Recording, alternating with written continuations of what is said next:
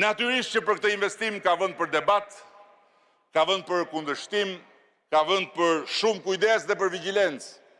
Kjo është e drejtë, kjo është e shëndetshme, kjo është demokratike.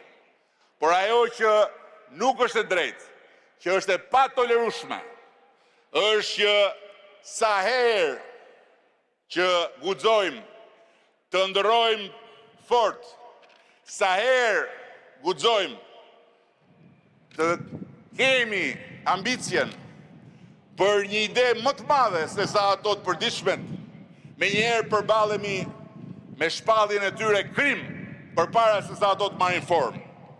Çdo investim, çdo projekt, çdo vepër dënohet përpara se sa deri të projektohet, vetëm sa thuhet, vetëm sa shfaqet, vetëm sa artikulohet. Çdo përpjekje për zhvillim konsiderohet automatikisht armike e natyrës. Por natyra nuk mbrohet duke ngrirë jetën.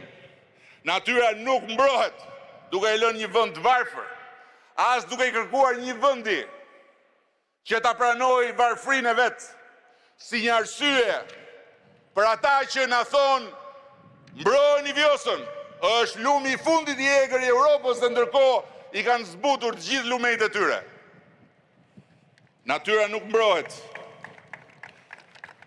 që peizazhi të mbetet i paprekur vetëm nga mungesa e njerëzve. Sfida jonë, sfida e kohës, nuk është të zgjedhim mes natyrës dhe zhvillimit. Sfida jonë është të mësojmë si t'i bëjmë të dyja bashkë. Të mbrojmë natyrën duke krijuar mirëqenie.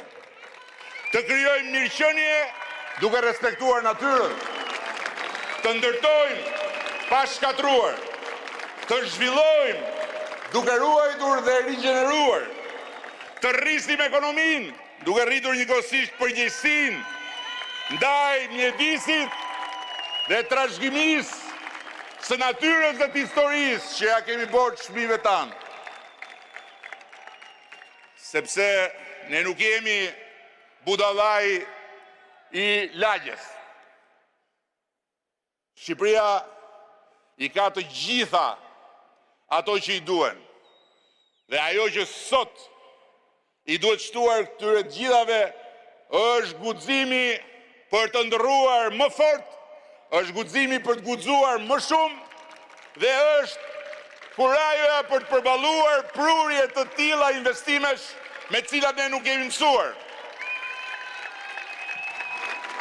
Tani, a ka njeri këtu dhe a ka shqiptar që mendon me mendjen e vet që nuk e ka kuptuar akoma që gjithë kjo lemeri në gjuhë huaja, në mbështetje të protestës, është projektimi i një lufte politike që nuk është lufta jonë, i një lufte ideologjike që nuk është lufta e Shqipërisë, i një përplasje mes të mëdhejsh që nuk është fare puna jonë.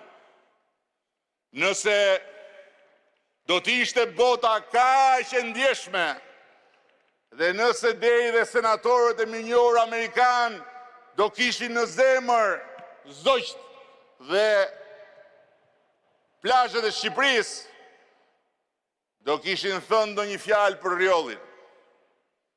Apo jo? Asnjë fjalë. Këtu fjala nuk është për Zvërnecin, këtu fjala nuk është për flamingot, këtu fjala nuk është për turizmin, këtu fjala nuk është për mjedisin, këtu fjala është për presidentin e Shtetit Bashkuar. Tani, çfarë kanë të tjerët me presidentin e Shtetit Bashkuara, nuk mund ta importojnë në Shqipëri dhe mbi të gjitha nuk mund të përdorin shqiptarët si mish për top. Nuk mund t'i përdorin shqiptarët që shqiptarët i dalin kundër vetes, t'i dalin kundër të ardhmes, t'i dalin kundër rrugëve të rritjes mirëqenies. Nuk duam ne turizëm elitar, se turizmi elitar nuk është për ne. Se turizmi elitar është për ata që kanë shumë lek. Dhe ne nuk shkojmë dot të kemi akses në këto rezorte.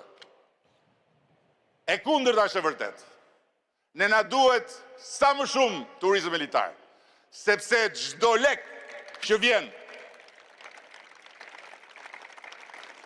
është gati 2 fishi për çdo lek që vjen, për çdo euro që vjen. Është gati 2 euro ajo që futet në ekonominë e komunitetit dhe të vendit. Sepse ata që vinë në këto zhvillime vinë me shumë para dhe sjellin pak trafik, sjellin pak mbetje, sjellin pak stres të përgjithshëm. Turizmi i masës ka qenë i shkëlqyer sepse është bërë ambasadori i jashtëzakonshëm i Shqipërisë që sot flitet në të gjitha gjuhët e botës. Por Shqipëria nuk mund të mbetet me turizmin e masës. Dhe Shqipëria nuk mund të mbetet mbrapa as Greqisë, e jo më Malit Zi dhe tjerëve, dhe Shqipëria nuk është e thirrur të shpiki rrotën, por Shqipëria është e thirrur vetëm që të hapi